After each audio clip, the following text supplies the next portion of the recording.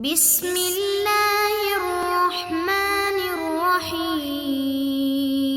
السلام علیکم ورحمۃ اللہ وبرکاتہ۔ عزیز طلباء کرام، امید ہے آپ خیریت سے ہوں گے۔ بسم اللہ الرحمن الرحیم۔ بدایت المجتہد و نہایت المقتصد کا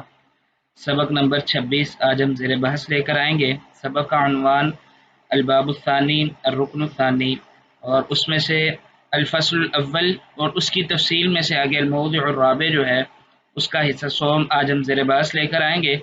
ایک مسئلہ جو گزشتہ سبق سے ہمارا رہ چکا، اسی کے متعلق ہماری گفتگو ہوگی اور اسی کو لے کر ہم آگے چلیں گے، اور اس کے ساتھ ساتھ کچھ مزید چیزیں بھی پڑھنے کی کوشش کریں گے۔ آج کا سبق شروع کرنے سے قبل گزشتہ سبق کا خلاصہ دہرا لیتے ہیں۔ گزشتہ سبق میں جو چیزیں ہم نے سیکھنے کی اور سمجھنے کی کوشش کی، اس کا عنوان بھی کتاب النکاح، الباب الثانی الرکن الثانی، اور الرکن الثانی میں سے بھی الفصل الاول کی تفصیل میں سے آگے الموضع الرابع کی تفصیل جو ہے اس کو ہم لے کے آگے چل رہے تھے، جس میں ہم نے کفر کے حوالے سے جو فقہا کا اختلاف ہے، سبب اختلاف ہے، اس کے حوالے سے بحث پڑھی، اور اس سبق کا عنوان بھی ہم نے کچھ یہی رکھا کہ کفر میں کیا چیزیں معتبر ہوگی، یعنی جو کفر ہے اس میں کس چیز کا اعتبار کیا جائے گا اور کفر میں کس چیز کو لے کے آگے چلا جائے گا، اور اس کے حوالے سے جو فقہا کا اختلاف ہے اور سبب اختلاف ہے اس کو ہم نے سمجھنے کی اور جاننے کی کوشش کی۔ آج کے سبق میں انشاءاللہ العزیز جو چیز ہم پڑھیں گے، کتاب النکاح باب الثانی الرکن الثانی، اس میں سے کیا ولی اپنی زیر ولایت لڑکی سے خود نکاح کر سکتا ہے یا نہیں کر سکتا۔ گزشتہ سبق سے ہمارا یہ اہم مسئلہ جو امام ابن رشد رحمہ اللہ نے فرمایا تھا کہ یہ جو کفر کے حوالے سے جو چیزیں، اصل چیز جو تھی وہ جہاں سے یہ بات شروع ہوئی وہ تھی کیا ولی اپنی زیر ولایت بچی کو نکاح سے روک سکتا ہے یا نہیں روک سکتا۔ یہاں سے بات چلتی یہاں تک پہنچی، کیا اگر بچی کفر میں کوئی ہم پلہ ہم نسب دیکھ کے کسی کو پسند کرے، اس سے نکاح کی کیا حیثیت اور حکم ہوگا، اسی کے حوالے سے ہم نے گزشتہ سبق میں پڑھا کہ کفر میں کون سی چیز معتبر ہے۔ اسی کے لے کے اب ہم آگے دیکھ رہے ہیں کہ امام رحمہ اللہ فرماتے ہیں کہ اسی کے حوالے سے ایک اہم مسئلہ اور مشہور مسئلہ یہ ہے کیا ولی اپنی زیر ولایت بچی سے خود نکاح کر سکتا ہے یا نہیں کر سکتا۔ آج کے سبق میں ایک تو یہ پڑھیں گے، اور اس کے بعد الفصل الاول جو ہے یہ چونکہ الموضع الرابع کے ساتھ یہ مکمل ہو گئی، تو اس کا ایک اجمالی خاکہ بطور خلاصہ دیکھیں گے۔ جو اس کے عناوین ہم نے پڑھے، عناوین ان کے بارے میں ہم کچھ نہ کچھ تفصیلی تو نہیں لیکن ان کے ٹائٹل دیکھ لیں گے ایک دفعہ، ہمارے ذہن میں وہ ساری چیزیں مستحضر ہو جائیں گی جو ہم نے گزشتہ کئی اسباق سے سمجھنے کی اور سیکھنے کی کوشش کی، اور آخر پہ الفصل الثانی کا ہلکا سا تعارف ہو جائے گا کہ الفصل الثانی کس موضوع کے متعلقہ ہے۔ آج کا سبق شروع کرتے ہیں۔ آج کا سبق شروع کرنے سے قبل الرکن الثانی کا تعارف۔ الرکن الثانی جو ہے یہ فی شروط العقد، یعنی عقد میں جو شرطیں ہیں اس کے حوالے سے ہے، اور اس میں آگے 3 فصلیں ہیں۔ ان میں سے پہلی فصل جو ہے وہ ہے الفصل الاول فی الاولیاء۔ پہلی فصل جو ہے وہ اولیاء کے حوالے سے ہے، جو آج ہم جس کا آخری سبق انشاءاللہ العزیز پڑھیں گے۔ دوسری فصل فی الثانی والثانی فی شہود، دوسری فصل گواہوں کے حوالے سے، اور تیسری فصل فی الصداق مہر کے حوالے سے۔ اس کے بعد الفصل الاول جو ہے اس کو امام رحمہ اللہ فرماتے ہیں کہ والنظر فی الاولیاء، اولیاء کے حوالے سے جب ہماری گفتگو ہوگی تو وہ فی مواضع اربع، اس کو ہم 4 الگ الگ مسائل میں تقسیم کر کے آگے ہم اس پر گفتگو کریں گے۔ ان میں سے الاول فی اشتراط الولایت فی صحت النکاح، صحت نکاح کے لیے ولایت شرط ہے یا نہیں شرط۔ دوسرے نمبر پر ولی کے اوصاف، تیسرے نمبر پر اولیاء کی تقسیم اور ان کی ترتیب، چوتھے نمبر پر فی عضل الاولیاء من یلونہم، اولیاء کا اس بچی کو جو ان کی زیر ولایت ہے اس کو نکاح کے سے روکنے کے حوالے سے جو قاعدہ اور کھلیہ ہے اس کے حوالے سے گفتگو ہے، جس کا آخری سبق آج ہم انشاءاللہ العزیز پڑھیں گے۔ اب ہم دیکھتے ہیں جی اپنے آج کے سبق کے متعلق جو سب سے مشہور مسئلہ اس مسئلے میں وہ امام رحمہ اللہ نے بیان فرمایا، کیا ولی اپنی زیر ولایت لڑکی سے خود نکاح کر سکتا ہے یا نہیں کر سکتا۔ امام رحمہ اللہ اس عبارت کے حوالے سے فرماتے ہیں کہ وَيَتَعَلَّقُ، اس جو بحث ہماری پیچھے چلی ہے اسی کے حوالے سے ایک آگے مزید مشہور مسئلہ ہے جس کا ذکر امام رحمہ اللہ نے فرمایا کہ وَيَتَعَلَّقُ بِأَحْكَامِ الْوِلَایَةِ، احکام ولایت جو ہیں انہی کے متعلقہ ایک مسئلہ ہے، اور وہ کوئی مسئلہ معمولی نہیں بلکہ امام رحمہ اللہ فرماتے ہیں کہ مسئلۃ مشہورۃ، یہ بڑا مشہور مسئلہ ہے اور یہ عموماً پیش آنے والا ہے۔ یتیم بچی جو زیر کفالت ہے یا اس کے علاوہ کوئی اور اگر پھپھو کا بیٹا ہے تو اس کے زیر ولایت اس کی کوئی کزن آ گئی، یا اس طرح کوئی بھی ایسا رشتہ دار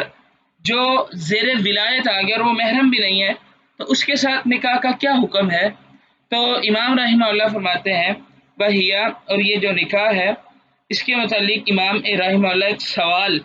قائم کر رہے ہیں، اور وہ یہ ہے کہ حل یجوز للولی، کیا ولی کے لیے جائز ہے کہ ان ينکح ولیتہ من نفسہ، کہ وہ نکاح کروائے یا نکاح کرے ولیتہ اپنے زیر ولایت لڑکی کا من نفسہ خود سے، ام لا یجوز ذلک، یا یہ جائز نہیں ہے۔ اب یہ امام رحمہ اللہ نے ایک مسئلہ قائم کر لیا، کیا ولی کا خود سے اپنے زیر ولایت جو بچی ہے اس کا نکاح خود سے کرنا جائز ہے یا نہیں کرنا جائز؟ فمنع ذلک الشافعی، امام شافعی رحمہ اللہ کا قول سب سے پہلے ذکر کیا اور فرمایا کہ امام شافعی رحمہ اللہ جو ہے اس کو ناجائز قرار دیتے ہیں اور اس سے روکتے ہیں، اس سے منع کرتے ہیں، اور دلیل کیا دیتے ہیں امام شافعی رحمہ اللہ؟ وہ کہتے ہیں کہ قیاسا علی الحاکم والشاہد، قیاس کرتے ہوئے حاکم پر اور شاہد پر، جس طرح حاکم اپنا فیصلہ خود نہیں سنا سکتا، اپنا فیصلہ خود نہیں کر سکتا، اگر کوئی ایک ولی اور ایک جسٹس ہے اس کا کوئی مسئلہ بن جائے تو وہ اپنا فیصلہ خود نہیں کر سکتا، وہ ضروری ہے کہ کوئی دوسرا جسٹس جو ہے اس کا کیس سنے، دونوں طرف کے جو اطراف کے دلائل ہیں وہ لے، اس میں جو حق ہے اس کے مطابق فیصلہ کرے۔ تو قیاساً علی الحاکم والشاہد، اور جو ایک گواہ ہے جو گواہی پیش کرنے والا ہے وہ اپنی جان کی گواہی پیش نہیں کر سکتا، اس کی کسی اور نے ہی گواہی دینی ہے، آنی میری مراد آگے یہ ہے۔ آگے امام رحمہ اللہ اپنی مراد کو وضاحت کرتے ہیں کہ انہو، بے شک وجہ یہ ہے، یہ شان یہ ہے کہ لا یحکم لنفسہ، وہ حاکم جو ہے وہ اپنے آپ کا بذات خود فیصلہ نہیں کر سکتا، ولا یشہد لنفسہ، اور وہ جو ہے اپنے حوالے سے خود گواہی بھی نہیں دے سکتا۔ وَأَجَازَ ذَلِكَ مَالِكٌ، اور امام مالک رحمہ اللہ نے اس کو جائز قرار دیا ہے۔ عزیز طلباء کرام، حنابلہ کا یہاں پہ موقف ذکر نہیں، حنابلہ کے حوالے سے بھی یہی رائے ہے کہ وہ بھی اس کو جائز قرار دیتے ہیں۔ امام مالک رحمہ اللہ جو ہے ان کی اس مسئلہ میں دلیل یہ ہے کہ جو حاکم ہے وہ اپنی زیر ولایت بچی کا نکاح خود کر سکتا ہے، اگر وہ بچی اجازت دے دے تو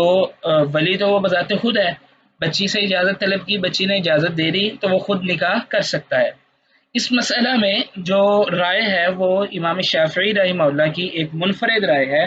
کہ جس طرح حاکم اپنا فیصلہ نہیں کر سکتا، اسی طرح ولی جو ہے خود اپنا نکاح نہیں کر سکتا۔ اور آگے امام رحمہ اللہ فرماتے ہیں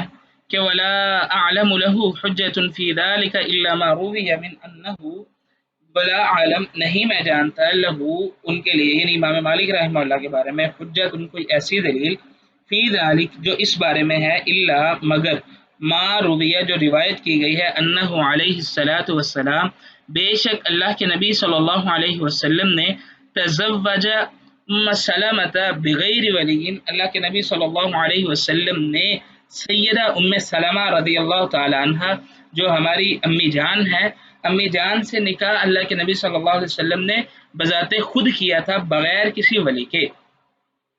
لی ان ابنہا، اس وجہ سے وہ نکاح بھی اس وجہ سے ہوا تھا کہ جو سیدہ ام سلمہ رضی اللہ عنہا کا جو سابقہ شوہر سے بیٹا تھا، کان صغیرا، وہ چھوٹا بچہ تھا، اگر جوان ہوتا تو شاید اللہ کے نبی صلی اللہ علیہ وسلم کوئی اور ترتیب کرتے یا کوئی اور حکم دیتے، وہ چھوٹا بچہ تھا، اس وجہ سے اللہ کے نبی صلی اللہ علیہ وسلم نے ان سے نکاح بذات خود فرمایا بغیر ولی کے۔ یہ ایک دلیل دی جاتی ہے۔ لیکن اس دلیل کے حوالے سے بھی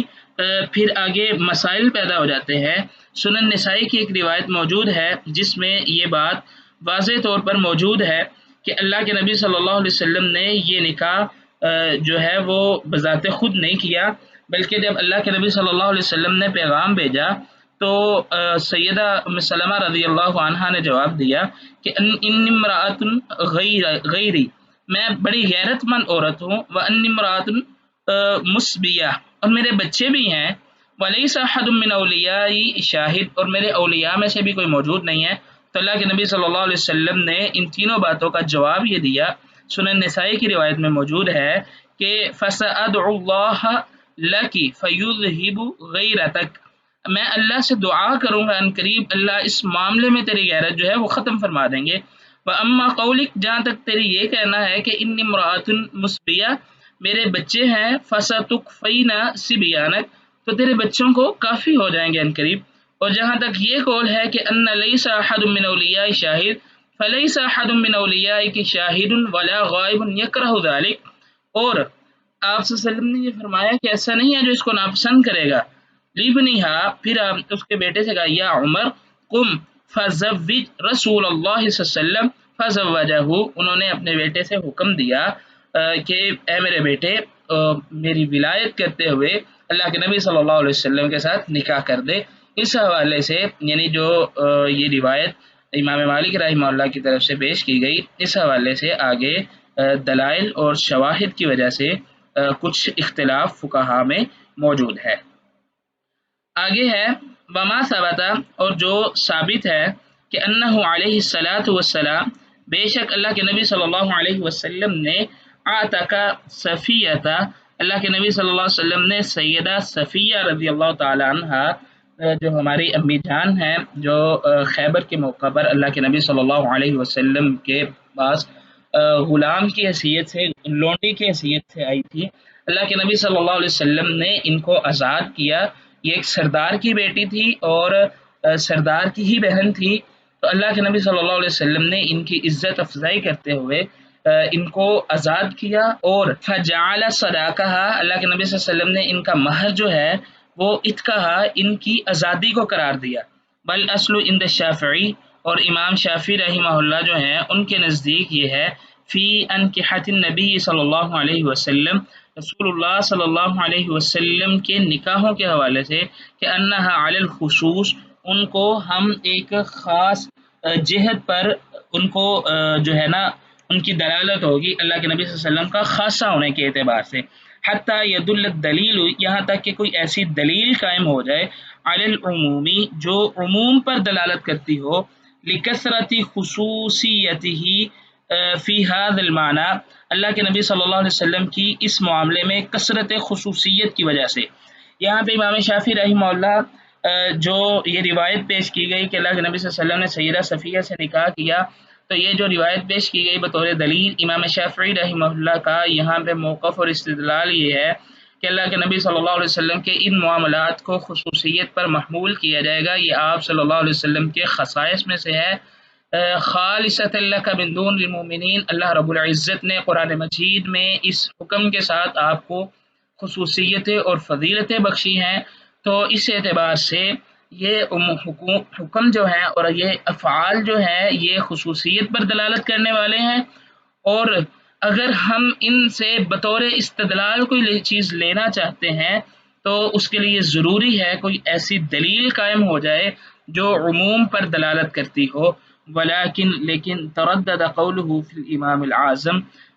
لیکن ان کا قول جو ہے امام اعظم کے حوالے سے کچھ تردد کا شکار ہے۔ امام اعظم سے مراد امام المسلمین، جو سلطان ہے اور سب سے بڑا حاکم ہے، یعنی جو سب سے بڑا بادشاہ ہے، امام المسلمین کے حوالے سے امام شافعی کا قول جو ہے وہ تردد کا شکار ہے، کیا آیا ان کو اجازت ہے یا نہیں ہے، کیونکہ جس کا کوئی ولی نہیں اس کا سلطان ولی ہے، تو اس کے حوالے سے تردد ہے۔ تو بہرکیف یہ ایک مشہور مسئلہ ہے جس کا اختلاف اور سبب اختلاف یہاں پہ نقل کیا گیا۔ اب آگے ہم الفصل الاول کا ایک اجمالی خاکہ جو ہے وہ دیکھ لیتے ہیں۔ یہ الباب الثانی میں 3 جو ہیں ارکان ہیں۔ باب الثانی یہ جو ہے فی موجبات صحت النکاح، یہ صحت نکاح کی موجبات کے حوالے سے تھا، جو واجب چیزیں ہیں اس میں الرکن الثانی جو ہے وہ معرفت شروط هذا العقد، عقد کی شرائط کے حوالے سے، اور الرکن الثانی جو ہے یہ اسی طور پہ آ گیا۔ اس میں آگے 3 فصلیں ہیں۔ پہلی فصل اولیاء کے حوالے سے ہے جس کا آج اختتام ہوا، اور جب اولیاء کے حوالے سے بات کریں گے تو آگے تقسیم 4 مسائل میں ہوگی۔ الاول جو پہلا ہے فی اشتراط الولایہ، دوسرا فی صفت الولی، تیسرے نمبر پہ اصناف الاولیاء یعنی اولیاء کے اقسام، ان کی ترتیب، چوتھے نمبر پہ عزل الاولیاء یعنی اولیاء روک سکتے ہیں یا نہیں روک سکتے، جو آج مسئلہ ہم زیر بحث لے کر آئے اور اس میں جو اختلاف ہے اس کے حوالے سے، اور الموضوع الاول جو ہے پھر آگے اس میں جو مسائل ہیں وہ فی اشتراط الولایہ فی صحت النکاح، یعنی کیا ولایت جو ہے یہ صحت نکاح کی شروط میں سے ہے یا نہیں۔ اس میں آگے جو مسئلہ قائم کیا وہ یہ ہے کہ اختلاف العلماء، علماء کا اختلاف ہے، هل الولایت شرط من شروط صحت النکاح ام لیست بشرط، کیا یہ صحت نکاح کی شروط میں سے ہے یا نہیں۔ اس کے حوالے سے ہم نے کافی لمبی چوڑی بحث کی، تقریباً 3 سے 4 اسباق تھے، 5 اسباق تھے، جس میں ہم نے امام ابن رشد رحمہ اللہ نے جو دلائل پیش کیے، ادلہ پیش کی، ان کے حوالے سے ہم نے گفتگو فرمائی، اور جو مخالفین کے دلائل تھے ان کو دیکھا، قائلین کے دلائل کو دیکھا۔ امام ابن رشد رحمہ اللہ جو ہے ان کی طرف سے جو ایک محاکمہ کیا گیا ہم نے اس کو بھی دیکھا اور ان پہ غور کیا۔ اس کے بعد ہم نے الموضوع ثانی جو ہے فی صفت الولی یعنی ولی کی صفات جو ہیں ان کے حوالے سے گفتگو کی۔ اس میں جو صفات موجبہ للولایہ والسالبہ، ان دونوں کو ہم نے بغور ان کا جائزہ لیا۔ اس میں جو صفات سالبہ ہیں اور صفات واجبہ یعنی ایسی صفات جو واجب کرنے والی ہیں ولایت کو، ایمان ہے اسلام کے حوالے سے، اسی طرح کفر نفاق جو ہے یہ سلب کر لینے والی ہے۔ اس میں جو آگے مسائل کی ترتیب بنی وہ ہم نے دیکھی۔ اس کے بعد تیسرے نمبر پر جو تھا الموضوع الثالث فی اصناف الاولیاء و ترتیبہم فی الولایہ، یہ اولیاء کی جو اقسام ہے اور ان کی ترتیب کے حوالے سے، جہاں تک اولیاء کی اصناف ہیں یعنی الگ الگ کیٹاگرائز کرتے ہیں، ان کو تقسیم بنتی ہے، وہ قائلین کے نزدیک یہ ہے کہ سب سے پہلا نسب، پھر سلطان، پھر مولا اعلیٰ اور مولا اسفل، یہ اور مجرد الاسلام، صرف مسلمان ہونا بھی کافی ہے ولایت کے لیے۔ یہ امام مالک رحمہ اللہ کے نزدیک تھا کہ ایسی صفت ہے تقتضی الولایہ علی الدنیئہ، جو ایسی عورت جو اعلیٰ نسب کی نہیں، جو جس کا نسب اعلیٰ نہیں، ایک عام نارمل ہے، تو اس کے لیے مجرد اسلام جو ہے وہ بھی ولایت کے لیے کافی ہے۔ یہ امام مالک رحمہ اللہ کی ایک رائے ہے۔ اسی فصل میں ہم نے یعنی الموضوع الثالث میں 3 مشہور مسائل ذکر کیے امام رحمہ اللہ نے، ان میں سے ایک یہ تھا کہ اذا زوج الابعد مع حضور الاقرب، جب قریبی ولی موجود ہے، دور کا ولی نکاح کر دے پھر کیا حکم ہے۔ دوسرے نمبر پر جب قریبی ولی غائب ہو جائے تو کیا ولایت دور کے ولی کی طرف یا سلطان کی طرف منتقل ہوگی یا نہیں۔ اور تیسرا مسئلہ یہ تھا کہ اذا غاب الابو عن ابنتہ البکر، جب باپ اپنی کمباری بیٹی سے دور چلا جائے، غائب ہو جائے، تو کیا ولایت منتقل ہوگی، اولا تنتقل یا نہیں منتقل ہوگی۔ دوسرے مسئلے میں اور تیسرے میں فرق یہ ہے کہ قریبی ولی کا غائب ہونا اور تیسرے مسئلے میں یہ ہے کہ کمباری بیٹی کے باپ کا غائب ہونا، یہ تھوڑا سا فرق ہے۔ الموضوع الرابع جو ہے یہ اولیاء کی اس صفت کے حوالے سے ہے کہ اولیاء اگر بچی کو نکاح سے روک دیں تو پھر کیا حکم ہے، اور اس میں سب کے سب علماء متفق ہیں کہ انہ لیس للولی، ولی کے لیے جائز نہیں ہے کہ ان یعضل ولیتہ، کہ وہ اپنے ماتحت کو روکے، اذا دعت الی کفء، جب وہ نکاح کفر میں ہو، وبی صداق مثلیہا، اور مہر مثل موجود ہو، خاندان کی جو عورتیں ہیں ان کے برابر مہر موجود ہو، تو پھر ولی کے لیے یہ جائز نہیں ہے کہ یہ روکے۔ اور اس میں بھی ایک مسئلہ مشہورہ جو ہم نے آج پڑھا وہ یہ ہے کہ هل يجوز للولی ان ينكح ولیتہ من نفسه، کیا ولی خود اپنے زیر ولایت لڑکی سے نکاح کر سکتا ہے یا نہیں کر سکتا، یہ جائز ہے یہ نہیں جائز۔ یہ ایک اجمالی سا خاکہ ہے فصل اول کا، جو الحمدللہ ہم نے کئی اسباق میں تقسیم کر کے تفصیل کے ساتھ، تشریح اور توضیح کے ساتھ، اقوال فقہا کے آراء اختلاف سبب اختلاف جو ہے ان کو سمجھنے کی کوشش کی۔ آگے ہم اپنا آج کے سبق کا آخری پڑاؤ جو ہے الفصل الثانی کا ایک تعارف، یہ ہے کس کے متعلق؟ فصل ثانی جو ہے فی شہادتی، یہ گواہوں کے متعلق ہے۔ اس میں نکاح کے حوالے سے جو گواہی کا حکم ہے، کیا وہ حکم صحت نکاح کے لیے شرط ہے یا اتمام نکاح کے لیے شرط ہے؟ اس کے حوالے سے جو آراء ہیں ان کو دیکھیں گے۔ اب ہم اپنے آج کے سبق کا خلاصہ دیکھ لیتے ہیں۔ آج کے سبق میں ہم نے کتاب النکاح باب الثانی الرکن الثانی، اس میں کیا ولی اپنے زیر ولایت لڑکی سے خود نکاح کر سکتا ہے یا نہیں کر سکتا، اور اس کے بعد الفصل الاول کا ایک اجمالی خاکہ بطور خلاصہ ہم نے دیکھا۔ تیسرے نمبر پر الفصل الثانی کا تعارف جو ہے وہ ہم نے جاننے کی کوشش کی۔ اگلے سبق میں انشاءاللہ العزیز باب الثانی رکن الثانی، ہم جو الفصل الثانی ہے اس کی تفصیل اور توضیح کریں گے۔ اگلے سبق سے پہلے سوال حل کریں۔ سوال یہ ہے کہ حسن اور صحت یہ دونوں چیزیں کفر میں شامل ہیں یا نہیں ہے، اس کے حوالے سے دلائل حاصل کرنے کی کوشش کریں۔ تب تک کے لیے اللہ حافظ، اپنا خیال رکھیے۔